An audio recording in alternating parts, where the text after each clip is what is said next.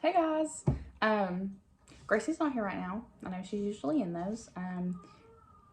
She's crying in her room because she was not being nice, so she got in trouble.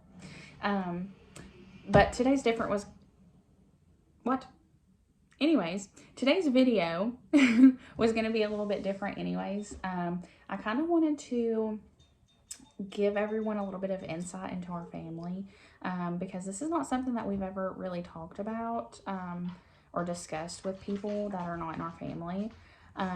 So, my son, Elliott, he is 2. He'll be 3 in February. He is actually on the spectrum for autism. He has sensory processing disorder as well. So I just kind of wanted to talk to you guys about his quirks and how we accommodate them together as family. And see if I can give you guys any tips or tricks on handling your children as well. Or if you have children that have autism, maybe you can give us some tips and tricks, pointers. We're open to any of that. So I just wanted to kind of start the video out talking about when we started noticing signs in Elliott. So really, you're not going to notice that your child has autism when they're a baby. You're going to start to notice signs when they start gaining a little bit more independence. So when they're able to start walking, when they're able to start interacting with other children, that's when you're really going to start to notice things. And that's when we started to notice things. So we started noticing flapping his hands. That was a constant that he loved to do. And again, that's something that all babies like to do. But after a certain point, they tend to grow out of that. That's something that he has not grown out of. That's something that he does every day. That's something that keeps him calm and centered. So that's something that he has done since he was, I'd say, 6 or 7 months old. Yep, you can. And he's still doing that to this day. You know, he does this thing. He likes to keep his hands close to his eyes. So that's something that I noticed as well. He would keep it here and he would shake, or when he gets excited, shaking, keeping his hands close to his eyes. He would line up his toys. So any of his cars or pins or blocks in a straight line every single time. At one point, we actually thought that he was hard of hearing. Not completely, because I mean he would hear what you were saying, but it was kind of like he wasn't there. So we thought maybe he's tone deaf, or maybe he's deaf in one ear. So we actually brought it up to his pediatrician. So his pediatrician did a little test in her office. It wasn't an actual hearing test because, again, when he was born, he had a hearing test done. He actually failed his first one, and then we had to take him in and get another one done, and he passed it. So we thought everything was good. So we were in her office. She stood in the corner. She slammed something down as hard as she could, and there was no response. So she got beside of his head and clapped really loud. No response. Did the other side, clapped really loud, no response. So she was like, hey, I am actually going to refer you guys to an ear specialist. You will go there. He'll get his hearing checked out. They'll take pictures of the inside of his ear, and they'll let you know what they think. So we went. He did not pass his hearing test, and the pictures of his ears, they said there was I can't talk. They said that there was abnormal fluid in his ears. So he wanted to put tubes in both of his ears. He also wanted to go ahead and do a tonsillectomy while he was in there. His tonsils were super swollen. He was getting strep, like, I'm talking like 3 times a month. So it was bound to happen anyways. So they just went ahead and did it all together. So recovery from that was, he had such a rough time. But since he's had the tubes in, we've noticed a little bit of improvement, but not as much as we had hoped. We kind of thought, oh, he's not hearing well, so it's kind of throwing his other senses off. That's why he's not wanting to interact with other children. That's why he only wants to eat certain things. That's why he's not talking as much, because he can't hear as well. So a little bit of improvement there, but again, not as much. He did start saying a couple more words, but really everything that was happening before his surgery was still happening after. So he was having delays in milestones, and this is like cognitive delays, this is speech delays, learning delays, all of the things. Um, Again, he's almost 3 and he does not respond to questions. Yes or no answers, he does not give us those. If we say, do you want something to eat? We don't get a yes or no. Do you want to go outside? We don't get a yes or no. He does not point to things that he wants. He will grab us by our shirt and drag us over, and it's a guessing game, basically. So, sorry, gotta flip my page. He has a strict routine that he likes, and this is for bedtime especially. Once it reaches 8:30, he is ready for bed. He will grab a blanket and climb up on your lap, and he's ready to go to bed. But he will not go to sleep unless Toy Story is playing on his TV. Now, before, it was specifically Toy Story 2, and this is something that he wanted to watch all day, every day, and he wanted to watch it before he went to bed. Not a fan. So we finally were able to introduce him to all of the other Toy Story movies, which he was not a fan of at first, but 4 different movies, so it's good now. We're good watching 4 different movies a day. It's fine. So again, he enjoys doing the same things every day or watching the same things every day. He has a favorite song. Shout out to CoComelon. I've heard all of the things about CoComelon. He does not watch CoComelon all day long. There's only one song that he likes from CoComelon. He does not watch any other CoComelon videos. It's a Sorry, Excuse Me song. They actually use sign in that song. So, sorry and excuse me. That's it. So that's another thing we're kind of trying to introduce to him, where he cannot verbalize to us what he wants. We're trying to maybe introduce sign to him, so maybe he can sign the things that he wants. So with the song Sorry and Excuse Me, he does those signs. However, he has not connected the dots. He hasn't connected I should sign this when I'm saying excuse me. He just kind of acts out the song. So that's something that we're working on. Again, we're teaching him food. He knows that. We're trying to learn more. All done. Just a few signs to try to help him verbalize things to us. We're trying to help him help us. So we're working together there. It's a learning curve every day. So a few quirks that he has, and how we accommodate those together as a family. And this is mom, dad, and little sister. We're all working together every day, trying to make him feel as comfortable as possible. So, for starters, big crowds, very much not a fan at all. Not a fan of crowds. So this goes for sit-down restaurants. This goes for family gatherings. This goes for birthday parties. Our weighted vest is our best friend. For those of you that don't know what a weighted vest is, at the end of this video, I'm actually going to show you our weighted vest and tell you what it helps and how it can help your family. So when we are going out to restaurants, we like to put his weighted vest on him because it keeps him calm. So we'll actually put it on him before we leave, so he's calm in the car. And then when we get to the restaurant, he's calm as well. The reason that we do this is because before we had our weighted vest, before we had anything that could kind of help us, when we would go into restaurants, he would get so anxious. I mean, think about a restaurant and having anxiety. Think about going in there and it's crowded and all of the people are talking. They're all talking about different things. There's no food in our fridge. We have to go to the grocery store.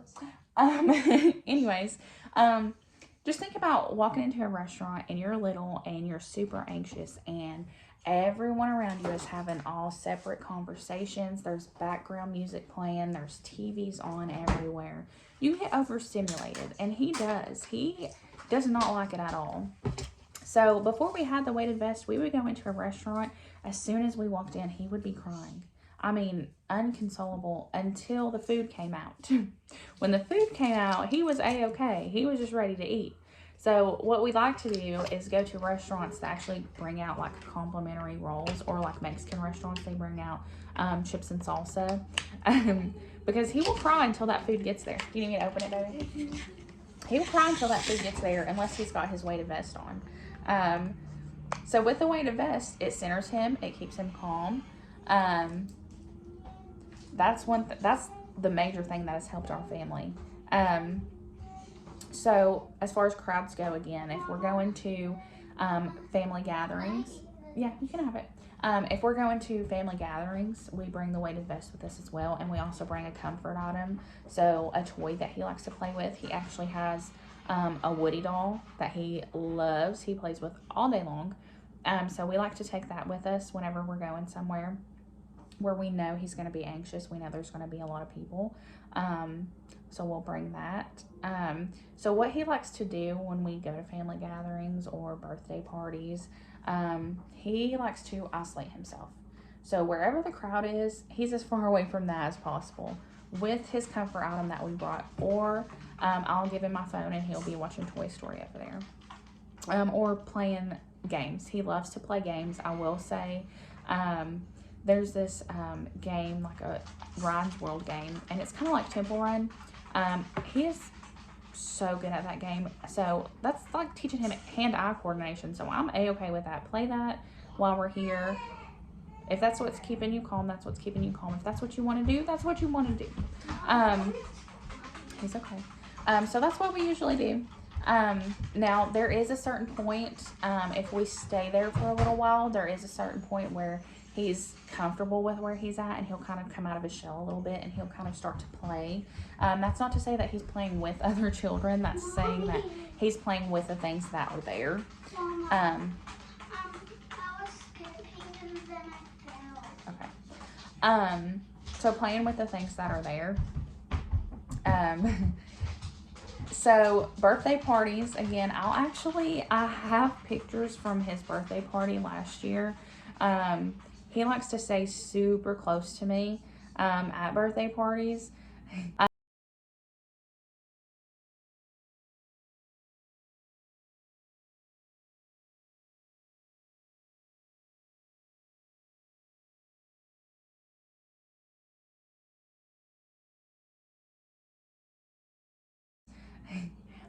Almost all the pictures I got back from his party, he was on me, literally touching me somewhere. That's just, I'm comforting to him. I'm his mommy, and he just wants to be with me, and I make him feel comfortable in an awkward situation. So it is what it is. He enjoyed his birthday party. Me and him, we enjoyed it. He had fun.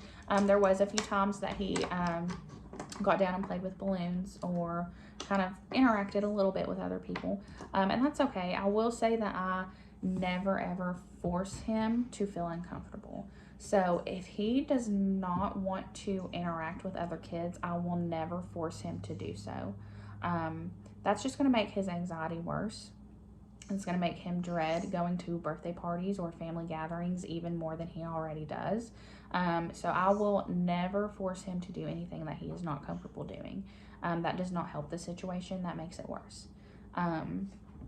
And I know I talked a little bit earlier about his communication style, where he's not verbalizing what he wants.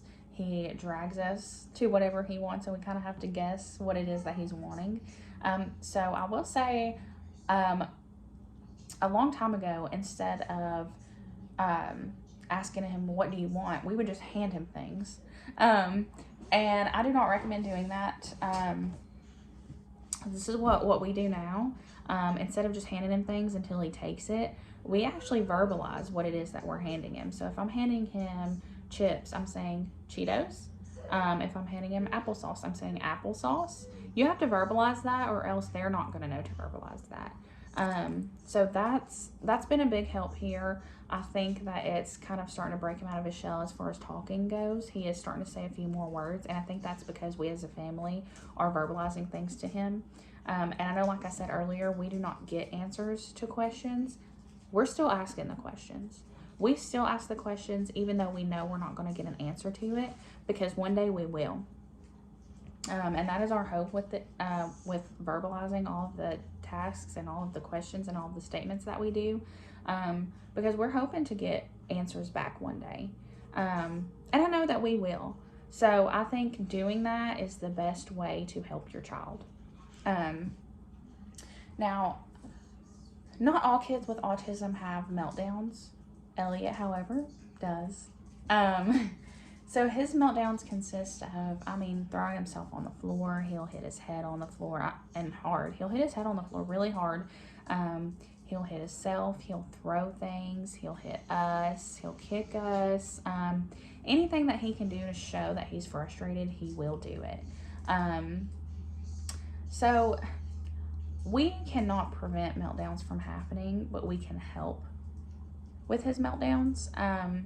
And I'm going to say it's a 50-50 chance that we can stop the meltdown when it starts. So one thing that I've learned that helps him whenever he's feeling super frustrated and he's having a meltdown and he's just mad. And I don't know what he's mad about. He doesn't know what he's mad about. He just knows that he's mad and he's hitting and he is hurting himself and he's trying to hurt other people.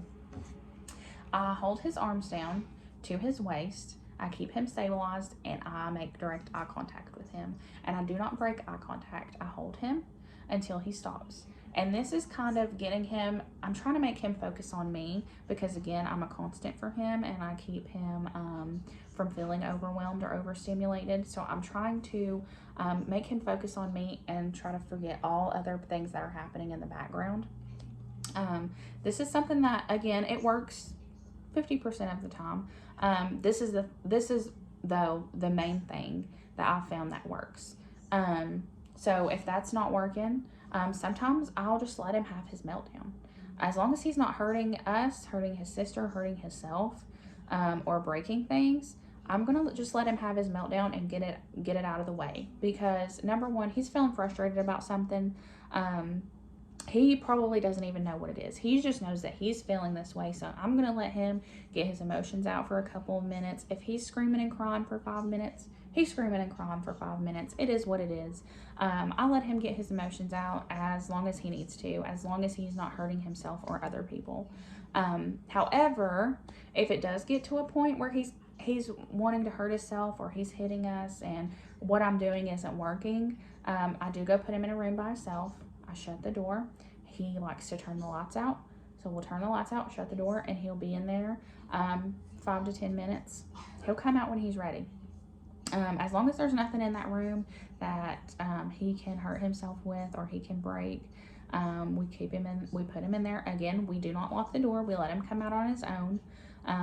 So he is in there and he's just letting it all out. He's calming down. He's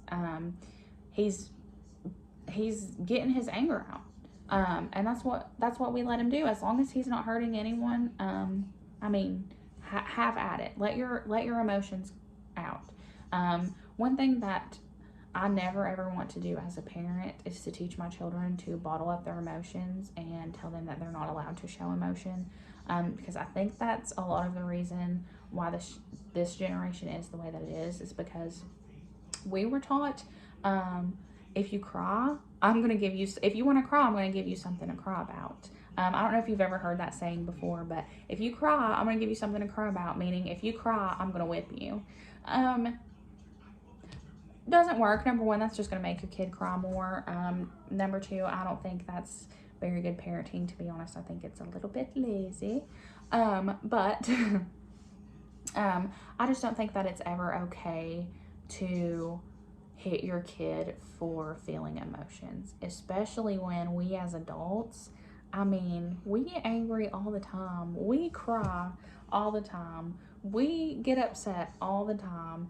it's just not fair that the adults are the only ones that are allowed to show emotion. I think children have even bigger emotions than we do, so why should they have to bottle it up?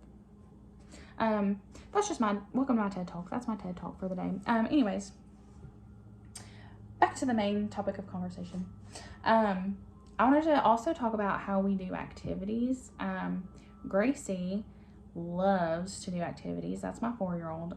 She loves doing activities. Any crafts that we do, she's all for it. Elliott is not a fan, and that's okay.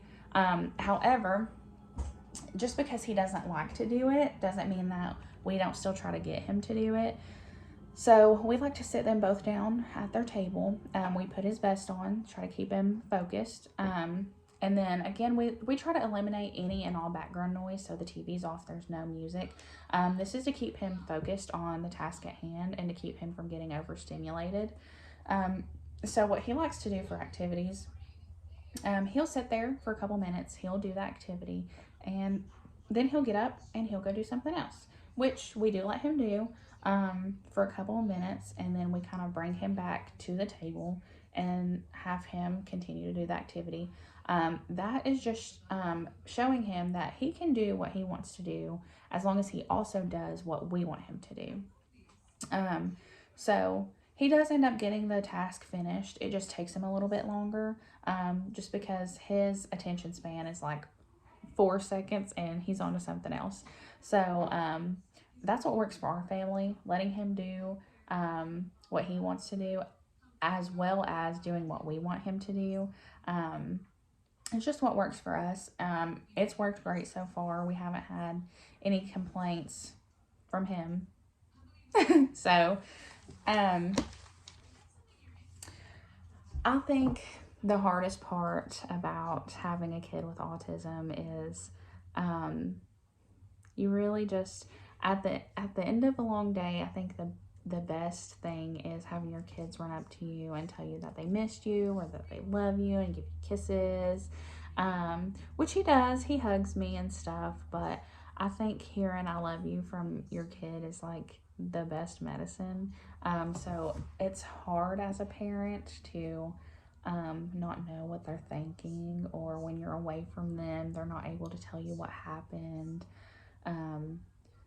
So it's rough. But that's kind of why I wanted to do this. I kind of wanted to create a platform for everybody to feel comfortable sharing the good and the bad and the worries, and just because I didn't really have that. There's not like a community that I feel comfortable going to and asking questions about things. So that's what I want to create here. I kind of just want to create a community, a group of people that can talk about any and everything. So that's what I hope to do here. I just want to thank you guys for taking the time out of your day to watch this video. I just want to give you guys some things to look out for in your kids as well. So these aren't things that you're going to notice in your child when they're a baby. These are things that you're going to notice in your child when they're toddlers. So when they're able to walk, interacting, when they're able to gain their own independence, this is when you're going to start to notice things. So I'm just going to give a few things. There are more things. And I'm going to give in my description, I'm going to give links to websites that really helped me. And I also want you guys to know that it's very, very important to not diagnose your child yourself. It's very important to actually take them to your pediatrician and make sure that they're properly diagnosed, because the things that I'm going to say, your child could be exhibiting like 5 or 6 of these behaviors, and they may not have autism. They may just be delayed in milestones. So they may need occupational therapy, but that doesn't mean that they're special needs. That doesn't mean that they have autism. That doesn't mean that something's wrong with them. That just may mean that, they're delayed, and they need a little bit of help, and that's what this therapy is for. So signs to look out for in your toddlers or older children as well. Repetitive behavior is a big one. If your child is avoiding eye contact with you, or doesn't want to make eye contact with you, that was a big, big thing for Elliott. I will say, after we started occupational therapy, I think it was maybe like 3 weeks later. Yeah, you can. I think it was maybe like 3 weeks later. We were laying on the couch. He was laying on my chest, and he kind of looked up at me and made eye contact with me for the first time. And he held eye contact for like, I would say 2 or 3 minutes. To me, it felt like a lifetime because it was amazing. Like it seemed like he was looking at me for the first time as a person. Like he was acknowledging me as his mom. That's what it felt like to me. It was super wholesome.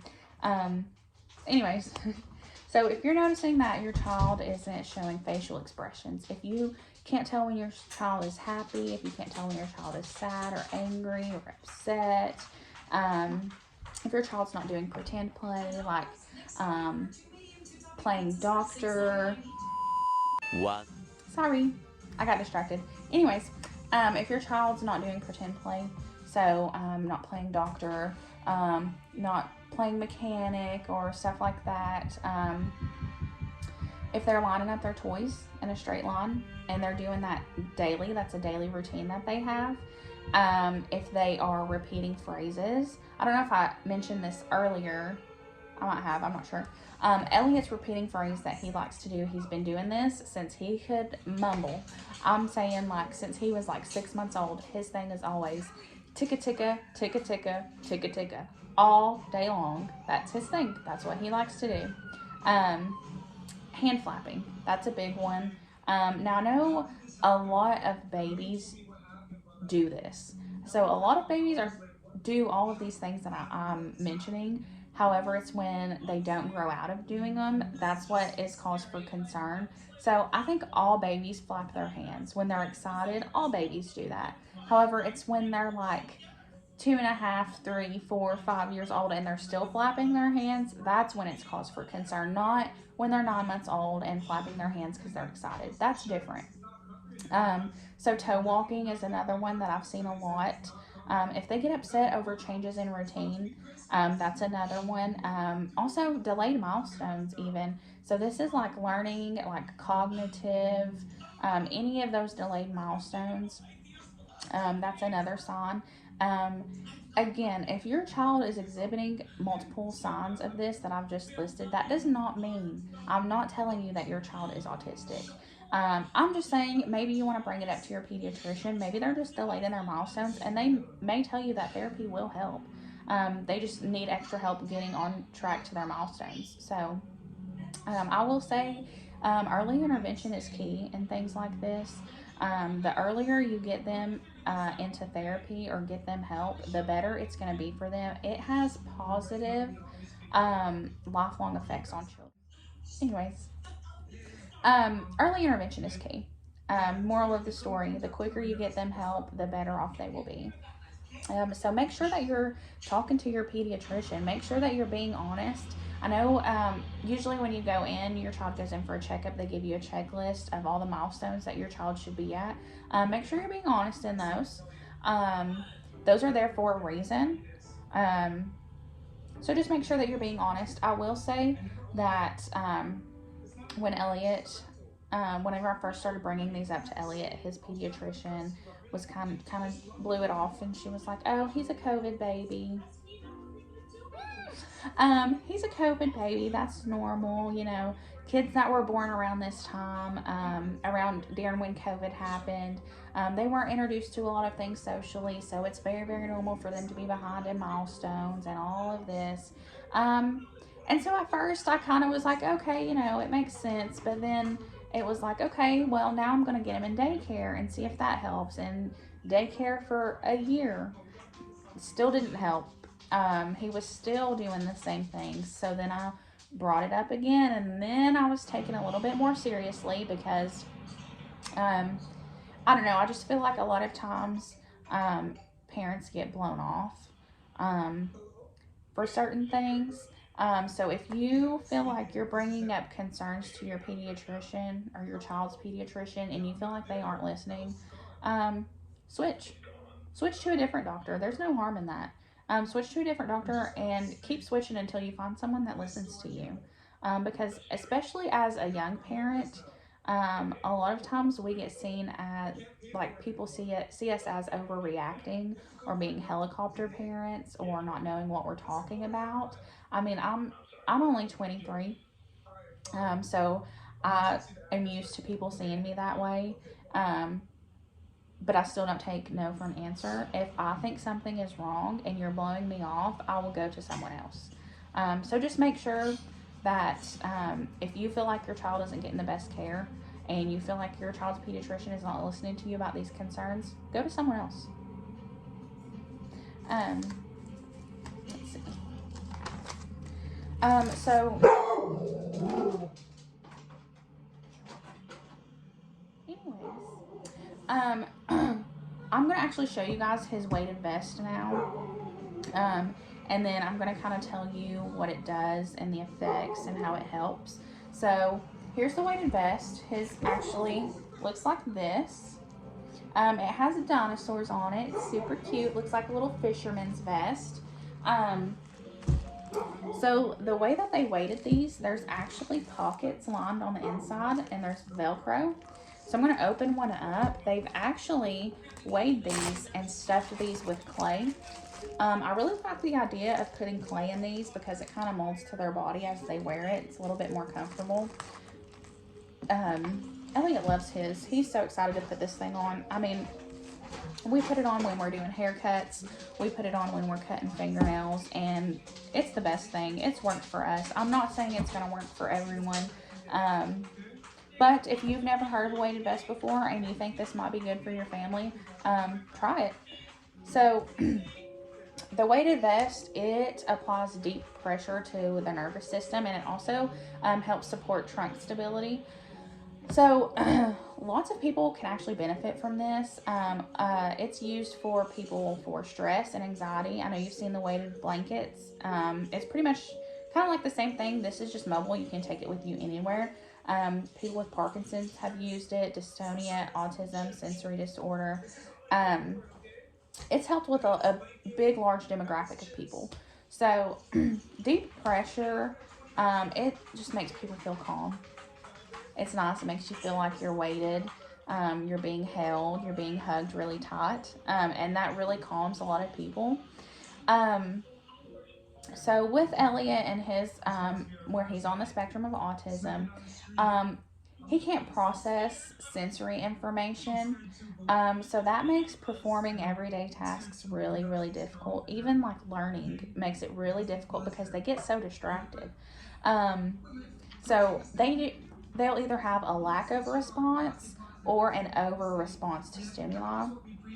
And that's going to make them feel aggravated. That's going to make them feel angry. That's going to make them be distracted. So with the deep pressure applying to the nervous system, it helps them process sensory information. And it helps them stay calm and on task and doing things the way that they should. So these are actually worn over your clothes. You don't have to wear them under. You just put them over. They're supposed to be 5% of the body weight. Because that's going to vary from person to person. So 5% of your body weight or your child's body weight. And it's only to be worn for an hour at a time. Now, there's only 2 recommended guidelines for these. I think it's because they've really just not done a bunch of testing on these, or, I'm really not sure. I've seen a couple things where people say you can use 10% of your body weight. I'm not going to recommend that because I like to play it safe. We're using 5. So if you use 10, I didn't recommend it. So yeah, that's his little vest. It's helped us a lot. So we're actually probably going to make another video after Christmas. We're going to talk about his sensory toys and what works for us. So comfort items that he likes, all the sensory toys that we take for long road trips or going over to people's houses. So after Christmas, we'll do another video because he's getting some toys for Christmas. Also, I just wanted to say thank you guys again for taking the time out. If you've watched this whole video, God bless you. Because I feel like I've talked nonstop all day long. Thank you for listening to me, and thank you for making me feel heard. Because that a lot of times when I talk about this, it just doesn't. I feel like I don't feel heard. I feel like I don't have anybody to really talk to about these things. So it's nice to kind of get it out. And even if there's not a lot of people that watch this, I'm okay with one or two people watching it and, um, making me feel like someone cares. So it's just nice. But again, I do kind of want to make this like an open platform. So comment down below if you think you have any tips or tricks for me. If you think there's things that your family does that you think our family would benefit from. Or let me know if any of these things that I mentioned in this video, if you use them, if you're going to start to use them in your family, if you think that they have helped you, just let me know. I just want to make sure that everybody feels safe to comment on my things. I want to interact with everybody. Um, I just want to make a safe space for parents, especially young parents, because it can be really really hard navigating through life as a young parent, um, especially with multiples, or especially with um, a kid that has a learning disability, or a kid that's a little bit different. It's rough, especially on young parents. So I just want to make sure that everybody feels like they have somebody that they can come to. So yeah, thank you guys for listening, and we will see you next time.